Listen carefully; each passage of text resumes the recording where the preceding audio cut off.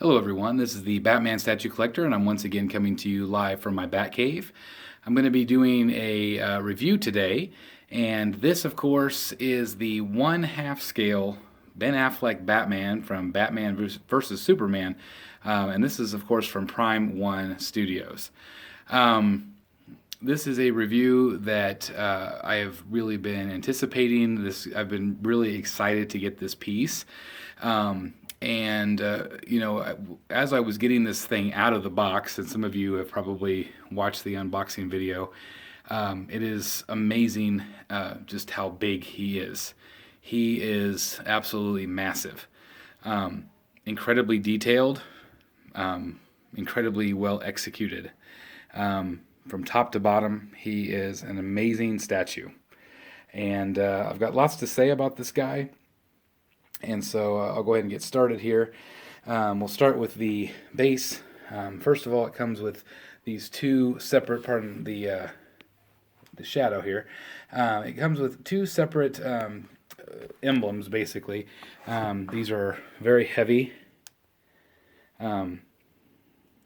Again, you can see the fingerprints on them, so these is something you'll have to wipe down. But you could do the Batman versus Superman or the Batman. This literally just sits right in front. It's very, very heavy. But of course, as a Batman fan, I would probably choose the Batman emblem of the two. Then we have this rather large, sizable base. This base, as I was unboxing it, it is unbelievably heavy. It is probably, I would say, probably 30 pounds, somewhere in there. Just very, very, very heavy. So you're going to want to have a really good base to set him on, just because of the weight. LEDs, these come off right here. These are incredibly lightweight, but these basically just go right into these slots. And the switch, I'll go ahead and move these out of the way. The switch is right here underneath. It's just a simple push on, push off. And as you can see, I must not have got that one. There we go. Sorry, didn't have it all the way down into the base. But there are 4 LEDs, 2 in the front, 2 in the back. And it gives you kind of this look here. I have never really enjoyed uplights. I don't always feel like it does a great job for the figure, but that is an option if you are wanting something like that. So I'll go ahead and turn those off, move these back into place here, and we'll continue on with our tour here. As we go up, the boots are 2 separate pieces. If you've watched the unboxing video, you can see how those are put together, but this particular leg is in the key, and then the other leg goes in to the body. So lots of nice gold texturing. The boots are very, very well textured. I don't know if the camera is picking it up or not, but you can really see the leather in the boot itself. And again, lots of gold highlights that you don't necessarily notice on first glance, but as you do look at it upon further inspection, you really do see the gold tints and highlights. The cape, the bottom of the cape, you see a lot of texturing, and obviously Batman has been through the muck and grime of the streets, and I love that it's 2 different colors there. You can really see the goldish colors. As we go up the piece, this is all, the bodysuit itself is all fabric, which is amazing. It doesn't even look like it could be. It looks like it's completely sculpted. It's amazing how tight on the body they were able to get this. I mean, look at the muscle definition here, and it's just completely stuck on. So I don't know if it's like glued from the underside, but it is really amazing how it's just so incredibly tight to the body. I had to kind of poke around on it to see like if I could find spots where you can tell that it is fabric, and there are a few spots as you go up along, but it is fabric. These little dots, the texture, it's kind of like a rubbery material on top. So I have no idea how they accomplished that, but It's a really cool effect, and I'm assuming it's one that they probably used in the actual movie itself. The gloves, you can see the gold detailing there again, a real nice leather texture as we go up. Of course, the gauntlets are also a gold paint that's been weathered. This whole arm piece is one separate piece. As I was putting it in, it was extremely tight. I really do not know if the gloves themselves are magnetized or not, or if it's just an incredibly tight fit up in the arm socket. But it's extremely tight in there. It's not going to go anywhere. I am assuming that there probably is a magnet, but I just don't know 100%. So as we go around here, again, you can see the other fist, very similar to the other side. Nice gold texturing here, and again, you see some of the gold as we go up into the glove. You can also see some of the stretching of the glove, which I think is really cool. The belt is very, very easy to attach. I'm not going to take it off, but on the back side it is Velcro. So you just simply have to Velcro it together. You can make it looser or tighter depending on how tight you do the Velcro. But overall, it went on extremely easy. I love the texture of the belt. You can really see it there. It's got a really nice leather look. I'm assuming it's pleather, but it sure looks like it could be real leather. And then a real nice texturing and paint on the belt itself. You know, it's got the scratches, which is a nice touch. Look at the front buckle. You can see the grooves. Again, real nice texturing there. All right, so as we move up to the chest area here, again, incredibly tight on the body, you know, just the fabric grooves. This is an area right here I can actually kind of push that in a little bit, and actually I can tell that that is fabric. My wife, when I showed it to her, she really thought that this was fully sculpted. She was real surprised that this was fabric. The emblem itself is, I believe, polystone, and it's obviously been inserted and I'm assuming glued onto the suit, so this is not coming off. You know, you might be able to pry it off. I don't know why you would ever do that, but it is a separate piece, and of course it features the same type of indentations as the suit itself. Of course, that's sculpted on, and then you have the various scratch marks, the battle damage. So I feel like that looks really, excuse me, really, really good. As we go up, that's what everybody wants to see, right there. This amazing, amazing sculpt of Ben Affleck. See how tight I can get in here, so I can show you the level of detail. Sorry for the shakiness of the camera. But you can really see each little paintbrush mark, little imperfections in his skin, the moles of Ben Affleck right there. See if I can get back into focus here. But there's no question that that is Ben Affleck and his chin. Just really, really well done. Nice coloring, not too dark, not too light. As we go up into the eyes, looks really good. Really nice texturing on the cowl itself. You can see level of detail. The head sculpt does come off up to here. The cape, of course, fits down through a square hole, and then this just slides down into the body. Real simple, real easy. He has no switch outs. He does have, of course, this amazing cape. Hopefully the camera can pick up some of the level of detail of the cape. Extremely nice, heavy material. It drapes very nice. There is no wire as far as I could tell, but there is kind of some folds that they've kind of pre-done. So it makes the cape flow downward really, really nicely and gives it a real, real nice look. I'm going to kind of back up a little bit here.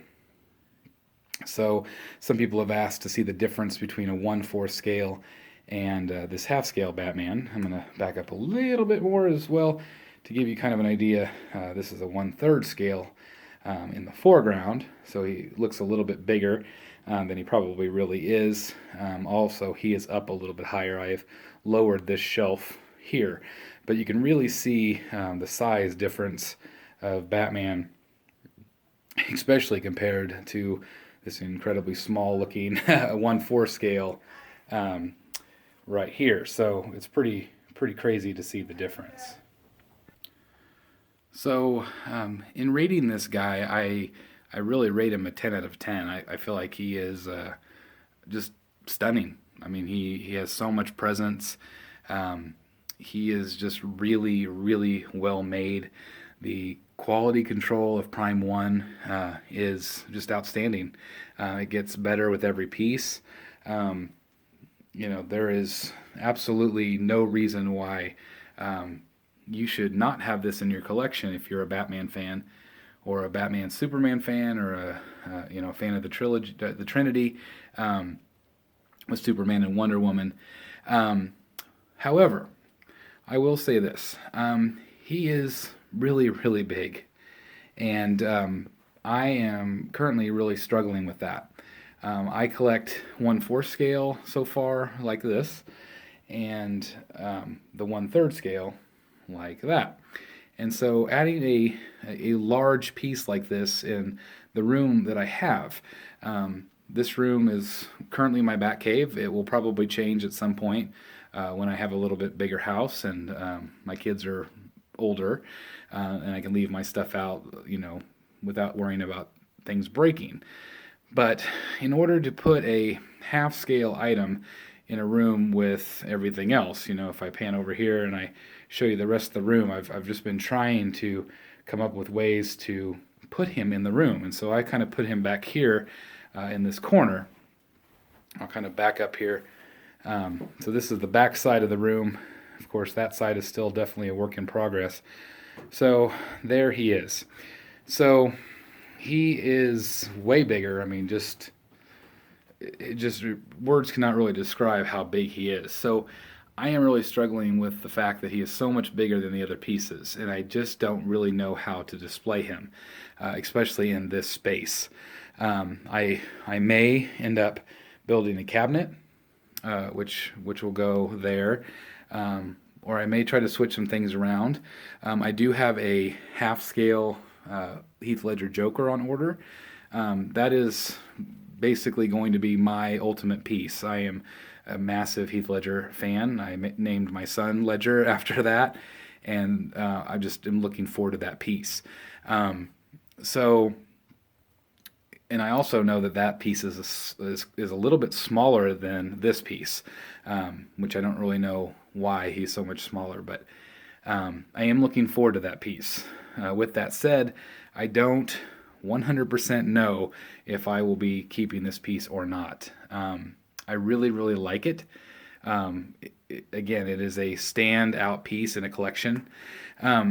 Talking with my wife and talking with some people online, some of us kind of get that, when you go to Walmart at Christmas time and they have those giant toys that are like $30, and the giant Batmans, giant Spider-Mans, giant Stormtroopers, I sort of get that vibe with him. Of course, this is incredibly detailed and just really amazing.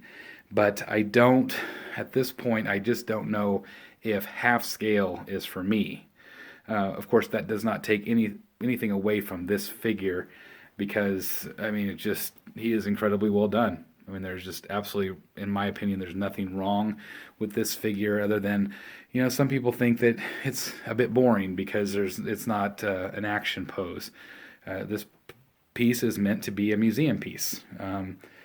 Just like this line of Arkham Knight figures, or statues, excuse me, those are museum poses. But they are exciting too, because they have the different weapons and the different switch outs, whereas this is one piece. There's nothing extra to him. There's no weapons or gadgets. Maybe it would have been more dynamic if he was holding his weaponry, batarang or grapple gun. I really don't know. But again, with that said, he's an amazing, amazing piece. I just don't know if I have the space that's appropriate for him or not. I would love to hear your comments. I have posted that question on the Prime 1 collectors group, and I've got some really great responses. And a lot of people kind of agree with me. They just are not sure if this particular scale will work in a room like this. So I'll kind of back up and show you the kind of what it would look like with him being there. Kind of coming around. This is kind of what it would look like. So again, I really like the piece, and I feel like if I could build a better cabinet or get him some better lighting in here, kind of separate him. He is separated really from this display here, but I don't know. I'm torn, and I'd love to hear your comments to see what you think. Again, from top to bottom, an amazing statue. Anybody that gets this statue will be incredibly lucky. He is very expensive. And so, if you have the space, if you have the funds, if you have a movie theme or a Batman theme room with lots of space to keep him separated from your other collectibles, I think that you will be incredibly happy. If you don't have a lot of space, I just don't know if I would recommend him to you at all, because it's very difficult to display something this big. And again, I just don't know what I'm going to do. I'd like to keep him, but for the money, I just don't know if he fits in my collection. As always, please let me know what you think about all this stuff that I've talked about with this amazing statue. What are your thoughts? Should I keep him? Should I send him back? Please let me know your thoughts. As always, I hope you have enjoyed this quick review. I kind of went over everything kind of quickly. The lighting back here in this corner is not wonderful, but hopefully it does give you a general idea of what he looks like in person. And I hope it inspires you to buy him if you have the space and you're a giant Batman vs. Superman fan. All right, well, this has been the Batman Statue Collector. Please like, subscribe, comment, all of that good stuff. And as always, I thank you so much for watching. And remember, I will see you next time in the Batcave.